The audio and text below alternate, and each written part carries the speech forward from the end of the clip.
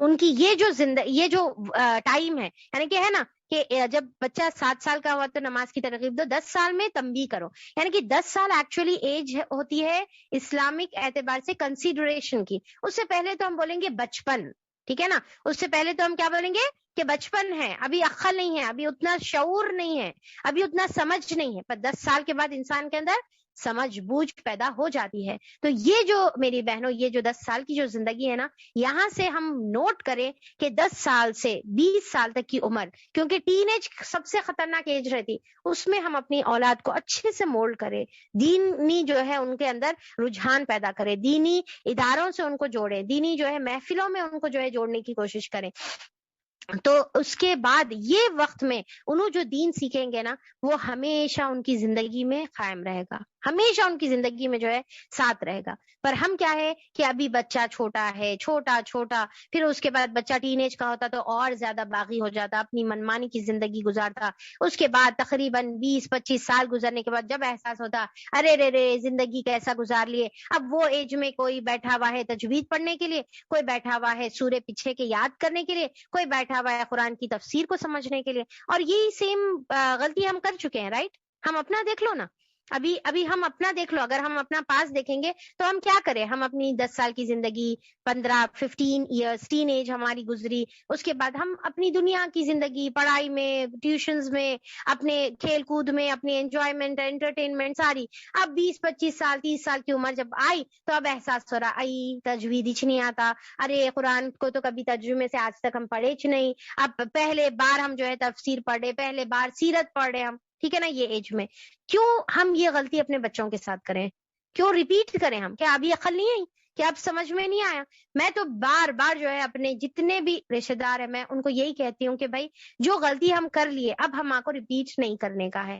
ہم اپنے اب کمی محسوس کریں نا، کیا کمی محسوس کریں، ارے قرآن کا تھوڑا حفظ کر لینا تھا، ارے سورے اچھے کر لینا تھا، نماز اچھا پڑھ لینا تھا، نماز کی دعائیں یاد کر لینا تھا، بچپن میں جو دعائیں یاد کرے اب تک نہیں بھولے، پر اب دعائیں بیٹھو یاد کرنے، اب یاد ہو رہے نہیں ہو رہے، اب کتنا یاد کرنے کو جا رہے یاد ہی نہیں ہو رہے دعائیں، رائٹ؟ سورے یاد نہیں ہو رہے، دعائیں بچپن میں یاد کر لیتے تو یاد ہو جاتے نا. تو اب کیا کرنا، اب اپنے بچوں کو کراؤ نا یاد، اب بچوں کو یاد کراؤ، بیسک ان کو عربک سکھاؤ، بیسک سکھاؤ، زیادہ نہیں، چھوٹی چھوٹی چیزیں، لا کا مطلب کیا ہے، رائٹ؟ قد کا مطلب کیا ہے، سما کا مطلب کیا ہے، لم کا مطلب کیا ہے، یہ چھوٹی چھوٹی چیزیں اتنا تو سکھا سکتے. قمر، ارض، سما، ٹھیک ہے نا، جو ہے شمس، اتنے چیزیں تو سکھا سکتے نا چھوٹی. تو یہ تھوڑا سا گرامر سکھا دیں، تھوڑی سی دعائیں، تھوڑے سے قرآن سکھا دیں، اور ابھی چھوٹی عمر سے جو ہے ان کو کیا سکھانا ہے، قرآن کے ترجمہ اور تفسیر سکھانا ہے. دیکھیے اب یہاں پر نا جیسا الحمدللہ ہمارے بھی جو ہے ایف کے جو کلاسز ہو رہے ہیں، الحمدللہ کڈس کے کلاس ہوتے ہیں، کب ہوتے ہیں کہ کوئی بتا سکتے ہیں کڈس کی ہماری کلاس کب ہوتی ہے؟ آپ لوگوں کو پتا ہوگا، معلوم ہوگا کب ہوتی ہے؟ فرائیڈے ہوتی ہے، معلوم ہے؟ اچھا تو بھیج رہے آپ اپنے بچوں کو وہاں پر؟ بھیج رہے؟ کون کون بھیجتے ہیں اپنے بچوں کو؟ ہینڈ ریس کریے، میں نمبر جاننا چاہ رہی ہوں، ہینڈ ریس کریے اپنے. آپ کے بچے آ رہے ہیں ماشاءاللہ سے؟ اچھا، اور نہیں یس مت بولیے، آپ ہینڈ ریس کریے، میں جاننا چاہ رہی ہوں کہ کتنے لوگ، کتنی مائیں ذمہ دار ہیں جو اپنے بچوں کی واقعی میں فکر کر رہی ہیں، ان کی دنیا کے ساتھ ان کی آخرت کی. کیونکہ دیکھیے نا کہ اب یہاں پر جب ہم یہ بتا رہے کہ بھئی ہم ایف کے الحمدللہ ہمارے قرآن کلاسز ہے، فرائیڈے کے دن بچوں کے ہم لوگ لے رہے کلاسز، تو مائیں یہ پوچھ رہے ہم سے تجوید پڑھا رہے، کیا پڑھا رہے؟ اس میں دعائیں یاد دلا رہے، قرآن کی جو ہے سورہ حفظ کرا رہے. ہمارے بچوں کو حفظ کرائیے، ہمارے بچوں کو دعائیں یاد دلائیے، ہمارے بچوں کو جو ہے تجوید پڑھائیے. یہ جو ہے ماؤں کی طرف سے جو ہے ریسپانس آ رہا. تو میں ایک بات آپ لوگوں کو یہاں پر میں کلیئر کرنا چاہوں گی ضرور کہ دیکھیے کہ ایک ہوتی نا تعلیم ہوتی ہے اور ایک تربیت ہوتی ہے.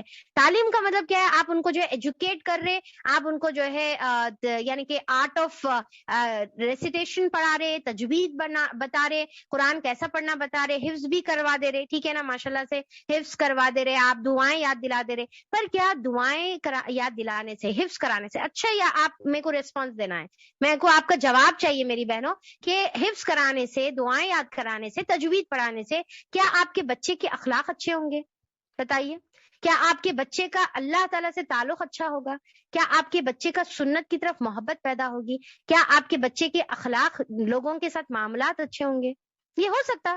کیا تجوید پڑھنے سے اخلاق اچھے ہو سکتے ہیں، اللہ سے تعلق، ایمان بڑھ سکتا؟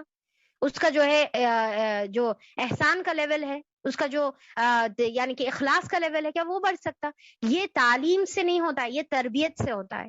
تعلیم دیجیے اپنے بچوں کو، نو ڈاؤٹ اس کے اندر کوئی نہیں، تربیت سے، پر بچوں کا ایمان تربیت سے بڑھے گا، اللہ سے تعلق تربیت سے بڑھے گا، قرآن سے محبت تربیت سے بڑھے گی، اللہ تعالیٰ کے دین میں جان اور مال اٹھانے کا جو جذبہ ہے وہ تربیت سے بنے گا۔ اور وہ کہاں سے ملے گا؟ وہ صرف اور صرف قرآن سے ملے گا آپ کو، رائٹ؟ قرآن سے ملے گا، دینی ماحول سے، ایگزیکٹلی دینی ماحول سے ملے گا، اچھی تربیت سے ملے گا۔ تو ہم جو کلاسز لے رہے اس کے اندر آپ کے بچوں کو تجوید نہیں سکھا رہے، اس میں آپ کے بچوں کی تربیت پر ہم فوکس کر رہے، ان کا تعلق اللہ سے بڑھانے کی کوشش کرے، ان کے اندر دل میں قرآن کی محبت پیدا کرنے کی کوشش کرے، نبی کریم صلی اللہ علیہ وسلم کی سنتوں کی محبت پیدا کرنے کی ہم ان سے کوشش کریں، ان کے اخلاق اچھے کرنے کی کوشش کریں، ان کے معاملات، ان کے اندر سے جھوٹ نکالنے کی کوشش کریں، ان کے اندر سے بری عادتوں کو نکالنے کی کوشش کریں، رائٹ؟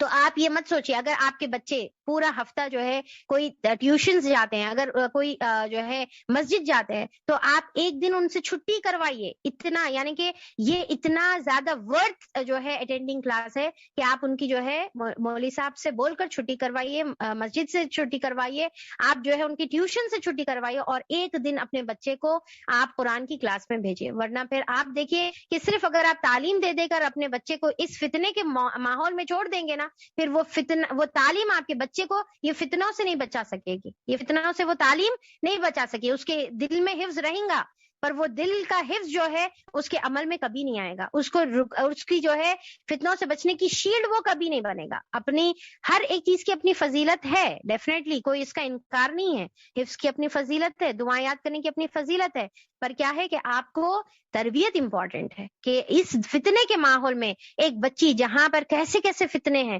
بے پردگی کے، عریانیت کے، اور آج کل تو اس سے بھی زیادہ یعنی کہ قوم لوط کے جو ہے معاملات یہاں پر ہمارے آنکھوں کے سامنے ہم دیکھ رہے ہیں۔ تو ایسے فتنوں سے آپ کو بچانا ہے تو اپنی بچیوں کو، اپنے بچوں کو، خاص طور پہ لڑکوں کو میں بتا رہی ہوں کہ آپ جو ہے نا اس تربیت میں آپ خود کریں، نہیں کر سکتے تو آپ ہمارے حوالے کریں، انشاءاللہ ہم اپنی پوری کوشش کریں گے کہ ان کی ہم جو ہے تربیت کر سکے۔ اور ہدایت دینا تو اللہ تعالیٰ کا کام ہے، دلوں کو پلٹنا تو ڈیفینیٹلی پھر اللہ تعالیٰ کا کام ہے۔ تو میری ماں بہنوں، آپ لوگوں سے یہی گزارش ہے کہ یہ ضرور ہم کو کام کرنے کا ہے، اپنے بچوں کی یہ عمر میں اپنے کو جو ہے فکر کرنے کا ہے کہ ہمارے بچے اب کیا کر رہے، کیا پڑھ رہے، کیا دیکھ رہے، کیا حاصل کر رہے، یہ ان کے لیے بہت زیادہ جو ہے ضروری ہے۔ تو ہم کو ام سلیم رضی اللہ عنہا کے اس واقعے سے، اس جو ہے کنٹریبیوشن سے، اس قربانی سے جو انہیں اپنے بچے کی دے رہے ہیں، تو اس سے ہم کو یہی سبق ملتا ہے کہ ہم بھی اپنے بچوں کی تربیت کی کوشش کریں۔ انشاءاللہ اللہ کرے ہمارے بھی بچے کل کے دن جو ہے انس بن مالک رضی اللہ عنہ کی طرح جو ہے